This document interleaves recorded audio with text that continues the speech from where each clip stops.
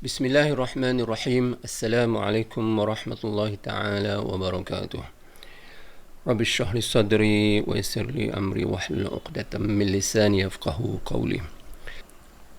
Bertemu kita kembali di siri perbincangan perbahasan tata bahasa asas bahasa Arab, dan kali ini kita di sesi yang ke-53 insya-Allah.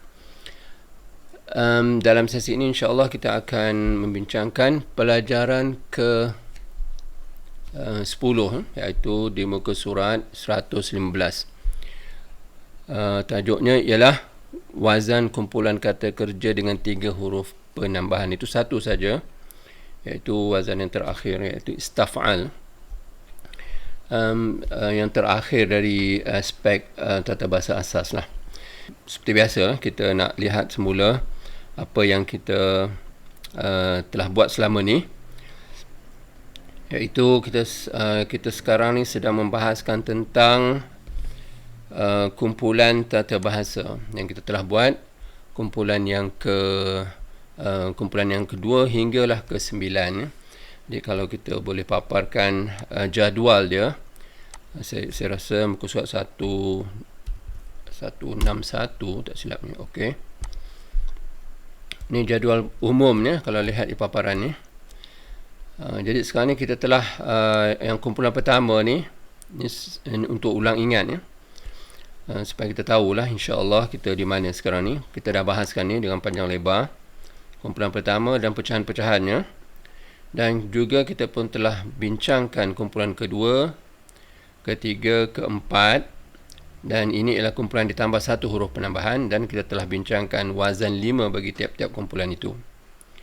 Dan kita juga telah bincangkan kumpulan ke-5, ke-6, 7, 8 dan ke-9, iaitu kumpulan kata kerja yang ditambah dengan 2 huruf penambahan. Dan kita pun telah bincangkan wazan 5 bagi tiap-tiap kumpulan itu. Dan kita tinggallah satu lagi kumpulan, iaitu kumpulan yang ke-10, di mana huruf penambahannya ialah 3 huruf penambahan. Jadi kita nak bincangkan ini dan wazan 5-nya. Kemudian insya-Allah kita akan bincangkan pecahan. Kita sekarang ni kita telah bincangkan kalau kumpulan 2 hingga ke-9 ni, dan akan buat kumpulan ke-10 ni kita hanya membincangkan wazan 5 dia. Tapi insya-Allah di pelajaran ke-11 nanti kita akan bincangkan pecahan dia bagi tiap-tiap kumpulan tu insya-Allah. Jadi ini gambaran kita di mana sekarang, iaitu kita nak habiskan perbincangan tentang kumpulan kata kerja. Kumpulan kata kerja ada 10, tetapi wazan 5 dia, tiap-tiap kumpulan tu ada 5, dan tiap-tiap kumpulan ni dia ada apa yang dipanggil kategori dia. Kategori lemah awal. Kalau fa ni, bahagian fa ni ialah huruf lemah, waw ataupun ya. Begitulah semuanya tiap-tiap kumpulan. Kalau fa ni huruf bahagian fa ialah huruf waw ataupun ya, dan kumpulan ketiga begitu juga, ini lemah awal. Kalau kumpulan keempat pun begitu juga, dia akan ada pecahan-pecahan mengikut kategori dia sendiri, iaitu kategori huruf dasar, 3 huruf itu.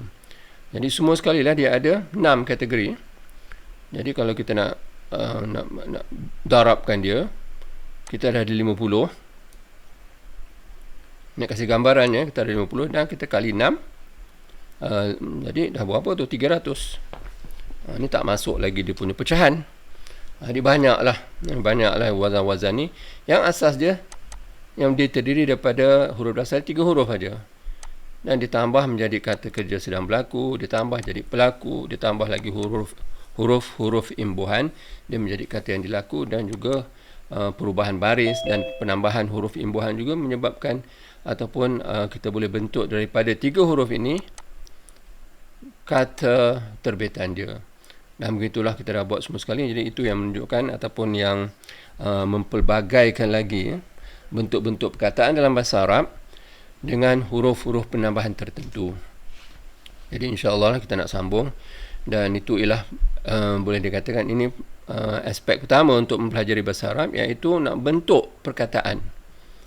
Jadi banyak perkataan bahasa Arab, cara pembentukan dia banyak. Jadi itu yang kita harus didedahkan sekali lalu, supaya nanti kita boleh rujuk untuk memantapkannya. Jadi itulah gambaran tentang kita di mana sekarang. Dan insya-Allah kita nak sambung perbincangan kita, tinggal satu lagi kumpulan dalam tata bahasa asas ni, iaitu kumpulan yang ke-10, dan kebetulan dia ni pelajaran yang ke-10 juga. Kita lihat perbahasan dia bersama wazan kumpulan kata kerja dengan 3 huruf penambahan. Objektif dia 2 je. Kita tahu bagaimana membentuk wazan kata kerja telah berlaku dengan 3 huruf penambahan itu. Dan kemudian kita nak lihat bagaimanakah wazan 5 dia terbentuk daripada kumpulan kata kerja yang ke-10 ini. Itulah format dia saja, insya-Allah. Baik, yang objektif pertama, membentuk wazan kata kerja telah berlaku yang dibentuk dengan huruf penambahan serta makna wazan yang dibentuk. Baik, jadi wazan kata kerja telah berlaku yang dibentuk dengan 3 huruf penambahan dan seperti berikut, iaitu satu saja untuk tata bahasa asas ni ya. Tapi kalau lanjutan nanti adalah wazan lain, tetapi itu jarang-jarang digunakan. Baik, wazan ni ialah istaf'al, dibentuk dengan menambah huruf alif sin ta di awalnya, ista di awal kata kerja, dan dimatikan huruf dasar pertama, fa ni dimatikan ya. Asalnya fa'al, tapi fa ni dimatikan kerana ada imbuhan di awalnya, istaf'al. Jadi contohnya beginilah, kata kerja ghafar, dia akan jadi istaghfar. Jadi huruf pertama daripada kata dasar ni dimatikan, ditambah ista, dan disambunglah dengan huruf pertama ni dimatikan, istaghfar. Jadi pembentukan dia begini ya. Ni kita nak buat sekali lalu, rasanya dah kita dah faham apa benda isu ni ataupun bagaimana nak bentuknya, tapi kita akan lalui bersama insya-Allah. Jadi acuan ni begini ya, 3 huruf dan ditambah 3 ruang ya. Acuan ni 3 ruang kosong ni dengan baris-baris ni, dan ditambah ista, dan acuan dia yang pertama tu dimatikan. Jadi letaklah 3 huruf apa pun, bentuklah dia sebegini bentuk dia. Jadi nak menyebutnya agak sukar kerana dia tak boleh disebut ya, dia ada acuan saja. Jadi dia gunakan bila letak fa ain lam di bahagian sini, jadilah apa yang dikatakan wazan ya. Wazan fa'al. Maksudnya wazan apa? Maksudnya ialah bahagian pertama tu baris atas, huruf pertama baris atas, huruf kedua pun baris atas, dan huruf ketiganya kita tinggalkan dulu kerana dia ada perubahan nanti apabila kita bincang tentang pecahan dia. Jadi jadilah dia wazan fa'al. Itu kumpulan pertama. Kumpulan ke-10 istaf'al. Jadi ini cara membentuk wazan dia. Jadi di sini dipanggil wazan lah. Di sini dipanggil acuan.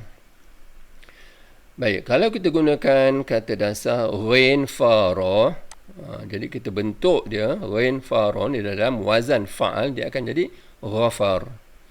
Nah, kalau kita bentuk dia dalam wazan istaf'al, dia akan jadi istaghfar. Kemahiran yang perlu kita ada untuk membiasakan supaya kita gantikan 3 huruf yang baru dengan makna yang baru, diletak di bahagian fa ain lam pada wazan. Tapi kalau kita letak pada acuan ni, kita boleh senang nampak sikit lah.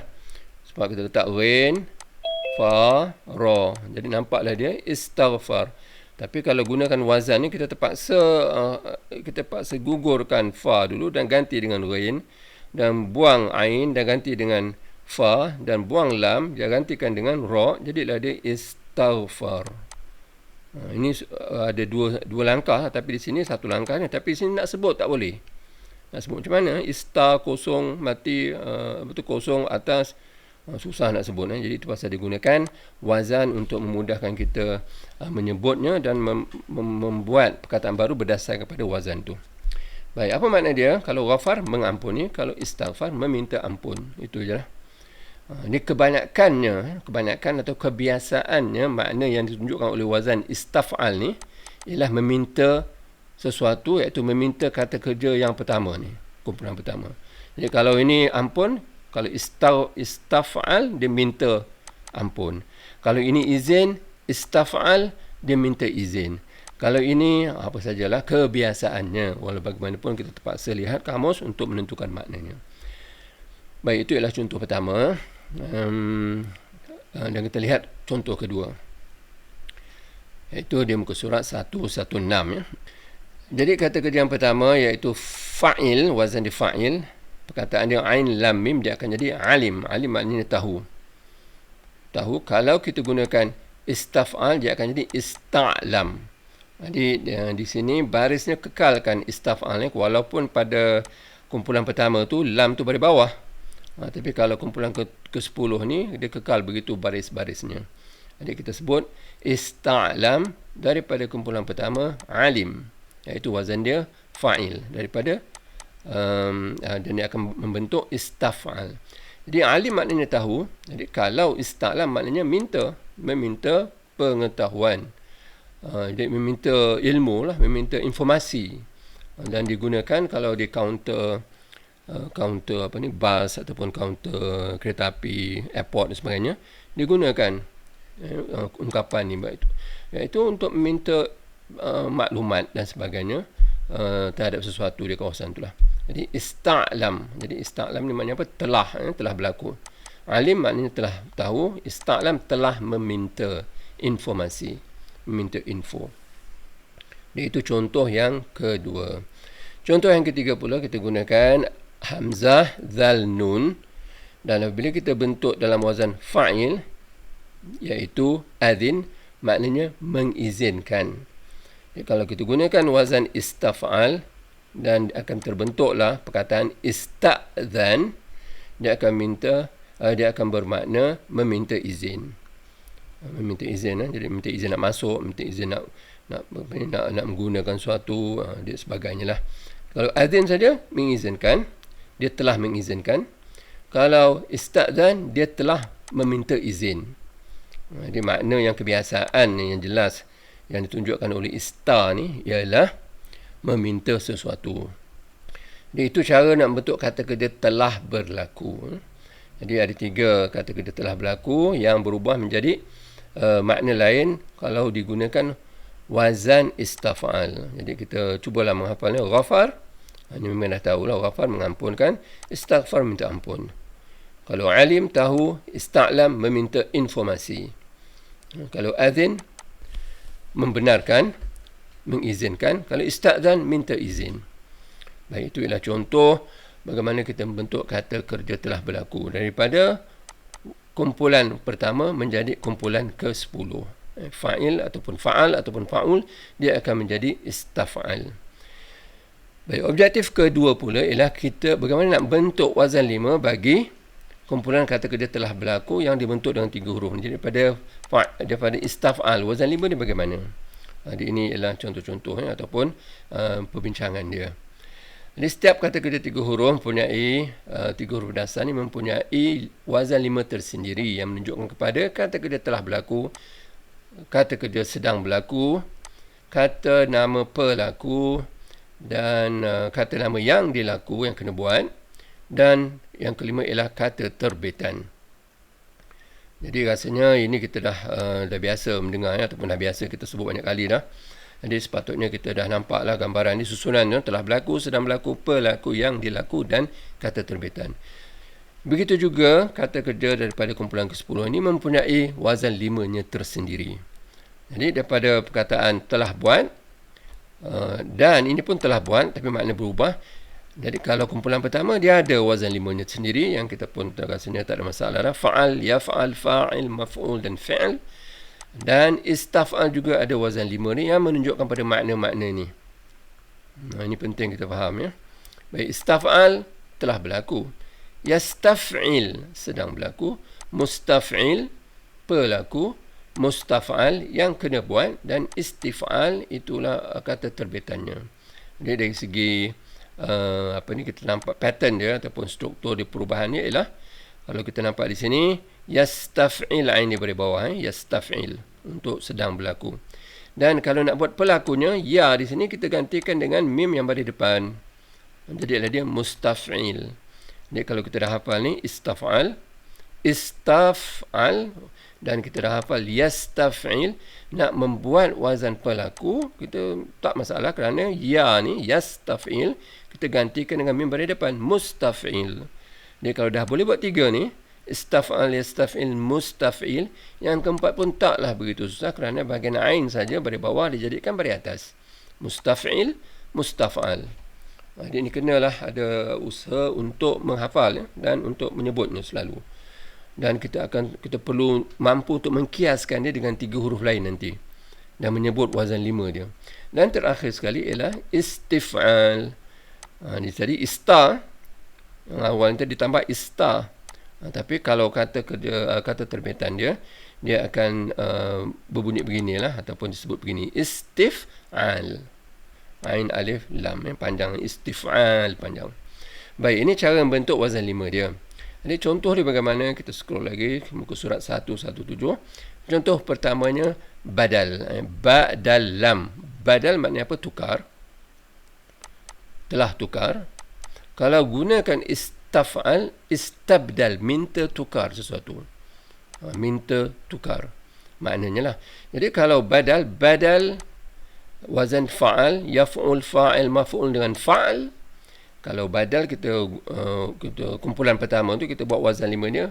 Badal yabdul, badil, mabdul dan badl. Itu kumpulan pertama wazan 5. Kalau istaf'al, yastaf'il, mustaf'il, mustaf'al, istif'al. Kita dah hafal ni, barulah kita boleh cuba mengkiaskan dan menggunakan dan menggantikan fa'il lam tu dengan ba, dal, lam. Jadi istabdal, istaf'al, istabdal, yastaf'il, yastabdil, mustaf'il, mustabdil, mustaf'al, mustabdal dan istif'al, istibdal. Jadi kena biasakan sebut ni supaya dia jadi spontan, tidak perlu kita fikir panjang untuk membentuk perkataan baru ni. Jadi istabdal maknanya apa? Minta tukar. Kalau badal maknanya tukar, gantikan sesuatu. Istabdal minta tukar. Tengoklah konteks ayat macam mana penggunaannya nanti. Di mana umum begitu, minta tukar. Dan keduanya daripada kharaj, keluar. Kalau istakhraj, dia banyak makna. Di antara maknanya ialah keluarkan sesuatu. Jadi ini dia tidak ada makna minta. Dia ada makna lain selain daripada makna minta. Kharaj makna keluar. Dan wazan 5 dia ialah fa'al, yaf'ul, fa'il, maf'ul, fu'ul. Kata terbitan dia.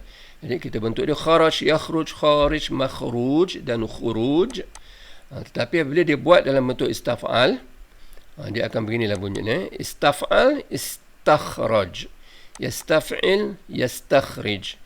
Mustaf'il, mustakhrij. Dan mustaf'al, mustakhraj. Istif'al, istikhraj. Di antara maknanya ialah mengeluarkan. Ini kadang-kadang makna dia lebih daripada satu berdasar kepada konteks. Dan kalau kita lihat kamus, mari kita lihat sendiri. Tengok kata dasar kha, ra, jim. Kha, ra, jim. Okey. Kha, ra, jim. Kita lihat di sini. Kha, ra, ba. Ini dia. Saya nampak insya-Allah. Kha, ra, jim. Dia tunjuk yu di sini. Yun maksudnya yakhruj. Cara sebutan lah. Kharaj, yakhruj. Kalau kita lihat kita punya nota. Saya paparkan semula. Kharaj. Okey. Yakhruj. Kemudian kata terbitan dia khuruj. Kerana kata terbitan ni banyak. Yang pelaku dan yang dilaku ni standard. Fa'il, maf'ul. Dia tak ada banyak berubah. Jadi kita boleh bentuk sendirilah. Kharij, makhruj. Hanya kata terbitan dia kadang-kadang berubah daripada wazan yang tertentu, wazan yang pelbagai, dan kamus menentukannya. Jadi kalau kita lihat semula kamus kita ni, jadi ini cara dia bentangkan kamus ni. Kita nampak dah. Kharaj, yakhruj. Dan pelakunya dia tak tulis, kan dia anggap kita boleh buat dah. Yang dilaku pun dia tak tulis, kan dia anggap kita telah faham konsep ni. Jadi kharaj, yakhruj. Dia tunjukkan you ni sini kerana kemungkinan dia A, kalau A kena sebut yakhraj. Kalau I kena sebut yakhrij. Dan dalam kurungan ni, itu ialah kata terbitannya. Khuruj. Jadi kamus ni tidak ada baris. Jadi dia akan dilambangkan dengan tulisan Roman ni lah. Khuruj. Panjang. Apa makna khuruj? Untuk berjalan, keluar dan sebagainya lah. Dan tengoklah apa yang sesuai berdasar kepada ayat kita. Dan kita nak cari makna ni bukan yang cari makna nombor 2 atau ketiga, keempat, kelima, tapi yang ke-10. Jadi kita kena scroll kamus ni, sampailah kita jumpa lambang yang X tu, Roman. Jadi ini semua sebelum tiba, ni semua makna-makna yang dipapar ke depan ni ialah makna-makna kharaj yang boleh digunakan untuk melihat apa makna yang digunakan pakai dalam satu ayat. Kemudian barulah Roman yang nombor 2 ni, barulah maknanya disenaraikan sini. To move out boleh, to take out boleh, apa sajalah, to remove sesuatu, dan macam-macam lagi. To educate pun boleh, macam-macam. Jadi tengok ayat sebenarnya. Dan kalau nombor 4 ni iaitu nombor 2 tadi kharaj, nombor 4 akhraj, nombor 3 tak ada. Ini kita scroll lagi. Inilah contoh penggunaan ataupun aplikasi kita tahu wazan ni untuk mencari makna. Jadi kita tengok balik seperti atasnya. Ini semua makna-makna yang ditunjukkan oleh wazan ataupun kumpulan tertentu. Dan nombor 5 ni ada makna yang tertentu, iaitu takharraj, to be educated, to train, biasa digunakan graduate, graduate daripada universiti dan sebagainya. Takharraj biasa digunakan tu lah, walaupun makna lain pun boleh. Dan nombor 6 iaitu takharaj, tafa'al, itu ialah nombor 6 nak sebut dia. Dan kita patut boleh buat yang wazan 5 tu, takharaj, yatakharaj, mutakharij dan takharuj. Ini ialah wazan yang kita gunakan biasa, kita sebut ialah tadarus, iaitu nombor 6. Tadaras, yatadaras, mutadaris, mutadaras, tadarus Al-Quran. Biasa kita guna tu lah. Apa makna takharaj di sini? Apakah makna takharaj? Iaitu kumpulan ke-6. Ini maknanya. Barulah tiba kumpulan ke-10. Istakhraj tadi tu. Istaf'al. Apa maknanya? To get out, to move out, remove. Apa sajalah, tengok, to pull out, to extract, mengeluarkan sesuatu, to mine, to keluarkan pada timah ke emas dan sebagainya. Ini makna-makna dia lah yang berdasarkan kepada konteks ayat nanti, mengeluarkan sesuatu. Dan barulah dihuraikan makna-makna lain yang berdasarkan kepada 3 huruf tambahan kha, ra, jim. Dan ini adalah contoh penggunaan kamus yang perlu kita yang kita perlu buat dan perlu mempunyai ilmu ataupun memahami pembentukan kumpulan kata kerja ni daripada 1 hinggalah ke 10 yang paling asas. Baik, kita kembali balik pada kita punya nota, iaitu kita sekarang sedang bincangkan tentang contoh kedua, kharaj, keluar, istakhraj, mengeluarkan ataupun keluarkan. Jadi inilah cara membentuknya. Istakhraj, yastakhrij, mustakhrij, mustakhraj dan istikhraj. Baik. Contoh yang terakhir ataupun contoh yang ketiga ni, contoh yang terakhir untuk kumpulan kata kerja ke-10 ni, iaitu daripada ghafar. Ghafar mengampunkan. Kalau istighfar telah jelas maknanya minta sesuatu, iaitu minta ampunkan, minta ampun lah. Jadi kalau kumpulan pertama ghafar yaghfir, fa'al yaf'il, ghafir, maghfur dan maghfirah. Walaupun ada juga kata terbitan ada wazan lain, tapi contoh ni kita gunakan maf'ilah, iaitu maghfirah, iaitu pengampunan.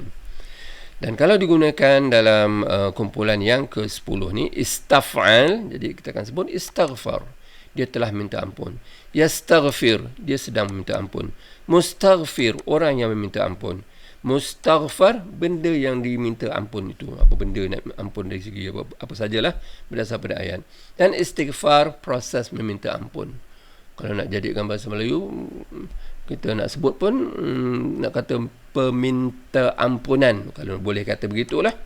Kerana pe'an, biasa kata terbitan pe'an, penulisan dan sebagainya. Jadi kita boleh kata peminta ampunan, tapi tak ada dalam bahasa Melayu perkataan begitu. Jadi carilah perkataan yang sesuai untuk melambangkan proses meminta ampun. Bukannya kata kerja, bukannya telah minta ampun, bukannya sedang minta ampun, bukannya orang, bukannya benda yang diminta, tapi prosesnya. Nama bagi perbuatan keseluruhan empat-empat ni. Dia merangkumi keempat-empat ni. Nak kasih nama apa dia? Istighfar, iaitu proses meminta ampun. Ada telah minta ampun boleh, sedang boleh, orang minta ampun, itu termasuk dalam proses tu. Dan benda yang diminta ampun tu, daripada dosa, daripada apa saja. Jadi ini yang dikatakan kata terbitan, iaitu proses perbuatan tu, dan digabungkan dengan empat aspek ni. Jadi itu ialah kata terbitan. Jadi dari segi bahasa Melayu kita kena cari sendirilah apa yang sesuai. Alim makna tahu, yang dah sebut tadi lah. Kalau ista'lam, bertanya ataupun minta ilmu ataupun minta info. Jadi alim, ya'lam, alim, ma'lum, ilm. Jadi kalau bentuknya dalam kumpulan yang ke-10, ista'lam, telah meminta informasi. Ista'lim, sedang. Musta'lim, orang yang meminta tu. Musta'lam, informasi yang diminta tu. Dan prosesnya isti'lam. Ya, ada contoh berapa contoh lagi ni? Okey. Satu lagi contoh, ada 5 contoh di sini. Contoh kelima, amil. Amil maknanya buat atau gunakan sesuatu. Jadi ista'mal maksudnya menggunakan. Itu tengok kamus lah. Kamus yang menentukan maknanya. Tak semesti minta guna, tidak. Jadi di sini kebiasaannya menggunakan. Kalau daripada ista'mal maknanya menggunakan. Baik, contohnya kalau daripada kumpulan pertama, amil, iaitu wazan dia fa'il, amil ya'mal. Ini biasa kita dengar lah. Wa man ya'mal mithqala dzarratin, ya'mal. Ya'mal itu sedang. Dari segi kategori dia ataupun dari segi makna istilahnya, ya'mal sedang berlaku. Amil iaitu orang yang membuat sesuatu. Orang yang bekerja pun boleh. Kalau amil zakat tu orang yang bekerja untuk mengutip zakat. Ma'mul benda yang kena buat. Dan amal ialah amalan. Amalan. Baik, kalau dibentuk dalam wazan istaf'al, dia akan jadi istaf'al, akan jadi ista'mal. Yastaf'il, dia akan jadi yasta'mil. Itu maknanya menggunakan, sedang menggunakan. Ista'mal, telah menggunakan. Kemudian musta'mil, orang yang menggunakan, pengguna. Kita boleh kata pengguna. Dan musta'mal, benda yang telah digunakan. Ini air musta'mal tu air yang telah digunakan. Itu datang dari sini lah. Air musta'mal, air yang telah digunakan. Yang telah berlaku perbuatan menggunakan tu berlaku pada dia. Jadi itu air musta'mal, air yang telah digunakan, terjemahan kita lah. Baik, dan proses penggunaan sesuatu itu kita sebut isti'mal. Jadi ini contoh yang kelima, iaitu bagaimana perkataan daripada kumpulan pertama dibentuk dalam wazan kumpulan kata kerja yang ke-10, yang terakhir lah dalam silibus kita ni. Baik, selesai tu ya. Jadi kita insyaAllah cubalah ulang-ulang ataupun lihat selalu, sebut. Kena ada pengalaman menyebutnya. Ista'mal, musta'mil, isti'mal. Jadi saya tak boleh nak tekankan lebih daripada tu ya. Sebab nanti teks, kalau teks yang tak berbaris, nanti kita mesti boleh cuba sebut mana yang paling sesuai. Jadi itulah dia punya dia punya objektifnya. Baik, dengan ini selesailah perbahasan kita pelajaran ke-10. Dan kita insyaAllah kita akan masuk pelajaran ke-11 nanti, iaitu pecahan bagi wazan 5. Pecahan dia, setiap wazan nanti daripada 2 lah, seperti yang pertama kita dah buat. Daripada 2 sampai ke 10. Kita nak lihat contoh-contoh dia bagaimana dia terpecah. Jadi itu akan datanglah insyaAllah. Iaitu pelajaran ke-11. Jadi kita ada 13 pelajaran. Lepas pelajaran ke-11, 12 dan 13 itu adalah pelajaran terakhir. Itu dia praktikal sikit lah. Aplikasikan semua wazan-wazan ni dalam pembacaan teks yang tidak berbaris. Dan kita melihatlah makna suatu ayat tu dan baris akhir suatu perkataan tu. Itu ialah pelajaran ke-13 nanti insyaAllah. Jadi mungkin boleh diberi gambaran sikit sekarang ni. Pelajaran ke-13 kita macam mana, iaitu kita nak melihat aplikasinya nanti.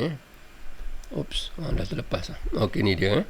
Ada latihan amali kalau lihat di muka surat 155 ni, inilah dia. Tak berbaris nak sebut macam mana ni. Semua tak berbaris ni. Ada setengah perkataan tak perlu kita tahu wazan. Setengah perkataan kita perlu tahu wazan dia. Macam ni lah. Nak sebut macam mana ni. Alif, sin, ta, ain, lam, mim. Kalau kita dah hafal dia punya istaf'al, kita bolehlah sebut ista'lam. Kalau yang ni macam mana nak sebut? Kalau kita dah hafal mufa'ala, kita bolehlah sebut musabaqah. Dan seterusnya. Ini nak sebut macam mana? Jadi itulah penggunaan wazan yang kita hafal ni, supaya kita boleh membaca teks yang tidak berbaris dan mengetahui makna-maknanya di samping nanti nak baca baris akhir ni. Lam ni baris atas ke, baris bawah ke, baris depan. Dan seterusnya lah. Ini ialah pelajaran ke-13. InsyaAllah kita akan buat pelajaran ke-13 bila tiba masa nanti, iaitu aplikasi kepada dua ilmu asas ni, iaitu ilmu membentuk perkataan dan ilmu membentuk ayat. Ini pelajaran ke-13 nanti insyaAllah. Baik, kita dah habis dah pelajaran ke-10 dan insyaAllah akan datang kita akan buat pelajaran ke-11. Hanya sekarang ni kita nak lihat sampel ataupun bagaimanakah wazan-wazan ni dalam website, iaitu corpusquran.com. Jadi eloklah kita biasakan menggunakan ni untuk memantapkan lagi wazan-wazan yang telah kita lalui. Jadi seperti biasa kita lihat di bahagian Quran Dictionary ni, dan kita pilih morphological search. Jadi kita boleh lihat lah part of speech ni, kita lihat all pun tak apa, ataupun kalau nak lihat dia punya verb saja, khusus untuk verb sajalah. Tengok macam mana dia pembentukannya. Kita pilih verb saja, dan form ni itulah dia kumpulan dia. Kita ulang balik, kita ulang selalu ni supaya mudah-mudahan anda boleh boleh rujuk sendirilah. Jadi kita pilih form, pilihlah wazan yang kita nak tengok. Yang kita dah buat ni sekarang yang 10 kan. Jadi kita pilihlah yang 10 contoh, dan search. Jadi dipaparkan, website ni paparkan segala dalam Al-Quran mengikut penulis ni lah, yang menggunakan wazan yang ataupun wazan kumpulan kata kerja yang ke-10. Jadi di sini disenaraikan semuanya sekali. Dan kita tak buat lagi, yang kita belum buat lagi ialah tiap-tiap kumpulan kata kerja ni dia ada kategorinya. Jadi ini nasta'in ni. Nasta'in dia ada kategori, 3 huruf asal ni ialah ain, ya, nun. Ain, waw, nun sebenarnya. Tapi olehkan dia ada huruf lemah di tengah, nanti saya tunjuk lebih jelas. Dia ada huruf lemah di tengah ni. Asal 3 huruf tu ain, asalnya waw, ain, waw, nun. Tapi ada huruf lemah ni dia berubah menjadi nasta'in. Asalnya nastaf'il. Yang kedua lah, sedang berlaku tu, yastaf'il, istaf'al, yastaf'il. Tapi di sini dia gunakan nun untuk menunjukkan kami. Jadi nasta'in, dia bukan nasta'yin. Jadi itu perbahasan kemudian insyaAllah. Dan perbahasan ini bergantung juga kepada kategori kata kerja kumpulan pertama yang telah pun kita buat. Dia tak lari, itulah cara dia berubah. Kenapa dia jadi ya? Dia asalnya ialah waw. Ada sebab-sebab tertentu ni, iaitu sebelumnya adalah baris bawah. Inilah sedikit perubahannya. Baik, kita lihat je. Itu apa makna nasta'in? Kami, we ask for help, minta. Daripada aun, ain, waw, nun. Aun tu ialah pertolongan. Yang ma'unah tu pun minta pertolongan, ma'unah. Jadi ini contoh yang pertama, dan kita boleh lihat sendirilah. Yastahzi, iaitu daripada ha, zai, hamzah. Apa makna ha, zai, hamzah? Kita tengok kamus. Ini nak praktikal sikit ni. Kita tengok kamus dan nak tahulah apakah dia, macam mana cara ni. Ha, zai, hamzah. Kita tengok kamus ni. Nanti saya sedang buka kamus. Okey. Ha, ha, zai, hamzah. Ha, zai. Okey. Dan hamzah. Lepasnya ha, zai. Ini dia. Apa makna ha, zai, hamzah? Kalau lihat di paparan ni, ini maknanya yang pertama haza ataupun hazi pun boleh, dan a ni yahza. Okey, dihuraikanlah maknanya. Apa maknanya tu, apa memperlekehkan dan sebagainya.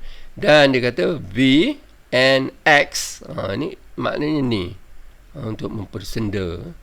V ni maksudnya apa? Dia wazan dia ialah tafa'al, tahazza. Daripada ha, zai, hamzah, tafa'al, tahazza. Cara sebutan dia.